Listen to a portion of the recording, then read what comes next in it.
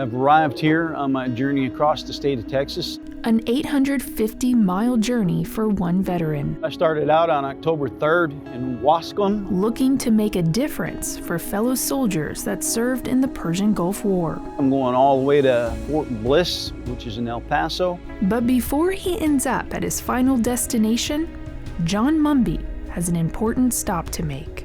I am promoting UT Southwestern's research on Gulf War illness. For 3 decades, scientists have debated the underlying cause of Gulf War illness, a collection of unexplained chronic symptoms ranging from headaches to body pains and breathing problems, affecting veterans like John Mumby.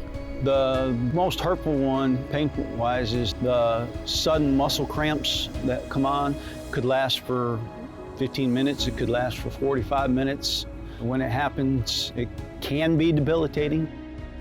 We sent 700,000 troops over to the war, and about a quarter of them came back with the chronic illness. For decades, they were not taken seriously. People thought they were making this up. Now, research led by Dr. Haley has solved the mystery, showing through a detailed genetic study that the nerve gas sarin was largely responsible for the syndrome. We think now that this is an inflammatory process in the brain, and that's a very important discovery, because if this was brain damage, that is, they lost neurons, there wouldn't be much we could do about that.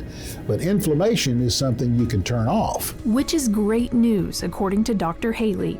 With those answers, the next step is looking for treatments to reduce these symptoms, or maybe even cure the disease altogether. But through the years, the main thing that's kept us going as we enlist more veterans in our studies, bring them in here, put them in the hospital, study them. Which is why Mumby is still marching on.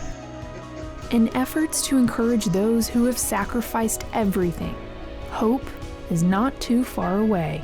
I want to bring to light the science that's behind this, and that there is still a fight going on, so we can pull them out of that and say, look, this is what Dr. Haley's doing to help.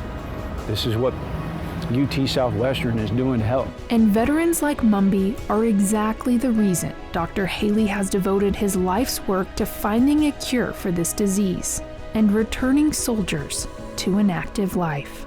Well, it's inspiring, and fortunately we've got veterans who supply that.